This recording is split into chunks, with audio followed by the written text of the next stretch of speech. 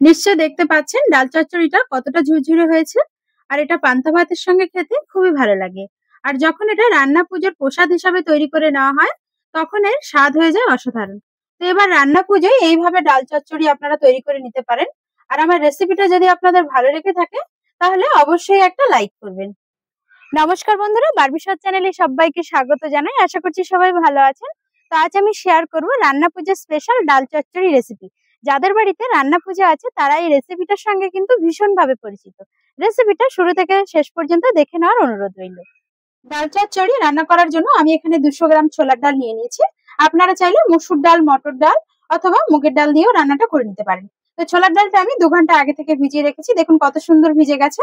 এবার আমি এটা জল ঝরিয়ে প্রেসার কুকারে দিয়ে 2 থেকে 3টে সিটি দিয়ে নিচ্ছি।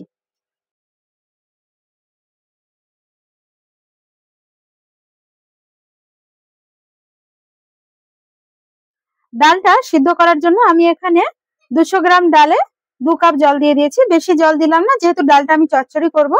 এরপর আমি প্রেসার কুকারে ঢাকনা লাগিয়ে 3টে সিটি দিয়ে নিচ্ছি। এবার আমি একটা ভাজা মশলা তৈরি করে নিচ্ছি। তার জন্য শুকনো কলাই দিয়ে দিচ্ছি 3টে শুকনো লঙ্কা। তার সঙ্গে আমি দিয়ে দিচ্ছি 1 চা চামচ গোটা জিরে, আর দিয়ে দিচ্ছি 1/2 চা চামচ গোটা ধনে।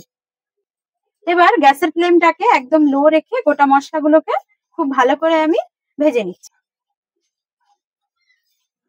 রান্নাটা করার জন্য একটা কড়াই গরম করে আমি দিয়ে দিচ্ছি 4 চা চামচ সরষের তেল।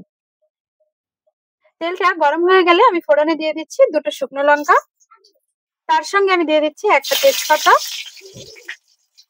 আর দিয়ে দিচ্ছি 1/2 চা চামচ পাঁচফোড়ন। পাঁচফোড়নটা দিলে ডাল চচ্চড়িতে খুব সুন্দর একটা ফ্লেভার আসে। এটা যেহেতু নিরামিষ তরকারি সে কারণে আমি দিয়ে দিচ্ছি খুব সামান্য পরিমাণে একটু হিং।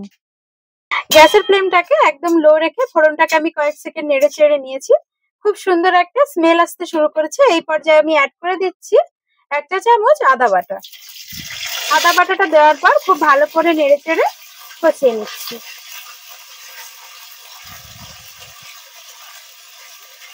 আদা বাটাটা দেওয়ার পর ভালো করে নেড়ে চেড়ে কষিয়ে নিয়ে আমি দিয়ে দিচ্ছি কাঁচা লঙ্কা বাটা। এখানে আমি 3টে কাঁচা লঙ্কা বেটে নিয়েছি। লঙ্কার পরিমাণটা অবশ্যই আপনারা নিজেদের পছন্দ মতন দেবেন। গ্যাসের ফ্লেমটাকে একদম লো রেখে কাঁচা লঙ্কা বাটাটা আমি আদার সঙ্গে ভালো করে কষিয়ে নিচ্ছি।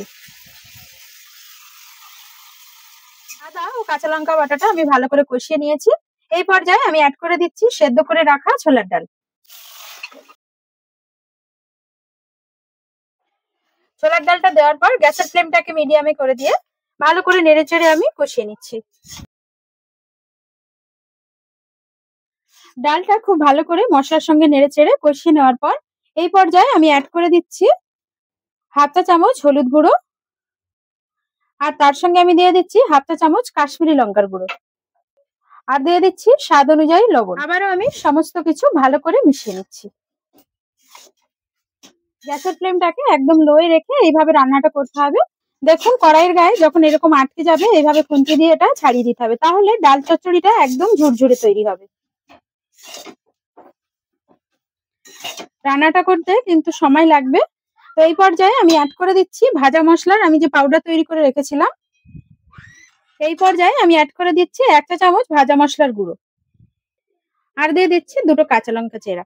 কাঁচা লঙ্কাটা দিলে খুব সুন্দর একটা ফ্লেভার আসে। আবারও আমি একই রকম ভাবে ভাজা মশলাটা ডালের সঙ্গে খুব সুন্দরভাবে মিশিয়ে নিচ্ছি। আমার চ্যানেলে নতুন বন্ধু হয়ে থাকলে অবশ্যই আমার রান্নার চ্যানেলটাকে সাবস্ক্রাইব করার অনুরোধ রইল। পাশে থাকা বেল আইকনটা অবশ্যই প্রেস করে দেবেন, কারণ আমি যখনই কোনো নতুন রেসিপি শেয়ার করব নোটিফিকেশনটা সবার প্রথমে আপনাদের কাছে পৌঁছে যাবে। যাদের বাড়িতে রান্না পুজো আছে তারা নিশ্চয়ই জানেন বিশ্বকর্মা পুজোর আগের দিন সারা রাত জেগে বিভিন্ন পদ রান্না করা হয়ে থাকে। তবে তার মধ্যে অন্যতম হলো এই ডাল চচ্চড়ি। ডাল চচ্চড়ি প্রায় রেডি হয়ে এসেছে। তো এই পর্যায়ে আমি অ্যাড করে দিচ্ছি 1/2 চা চামচ চিনি। এতে করে ডাল চচ্চড়িতে খুব সুন্দর একটা স্বাদ হয়। চিনিটা আমি নেড়ে চেড়ে ভালো করে মিশিয়ে নিচ্ছি। গ্যাসের ফ্লেমটাকে একদম লো রেখে এইভাবে নেড়ে চেড়ে খুব সুন্দরভাবে ডাল চচ্চড়িটা আমি তৈরি করে নিয়েছি। আপনারা নিশ্চয়ই দেখলেন ডাল চচ্চড়িটা রান্না করা কতটা সহজ। তো ডাল চচ্চড়ি একদম রেডি হয়ে গেছে। এবার আমি গ্যাসের ফ্লেমটাকে বন্ধ করে দিচ্ছি। তৈরি হয়ে গেল রান্না পুজোর অন্যতম রেসিপি ডাল চচ্চড়ি। আপনারা নিশ্চয়ই দেখলেন ডাল চচ্চড়িটা রান্না করা কতটা সহজ। আশা করছি আমার আজকের এই রেসিপিটা আপনাদের ভালো লেগেছে। যদি ভালো লেগে থাকে তাহলে অবশ্যই একবার বাড়িতে এইভাবে ডাল চচ্চড়ি তৈরি করে নিতে পারেন। কেমন লাগলো কমেন্টে জানাতে ভুলবেন না। আর রেসিপিটা যদি আপনাদের ভালো লেগে থাকে তাহলে অবশ্যই বন্ধুদেরকে শেয়ার করবেন।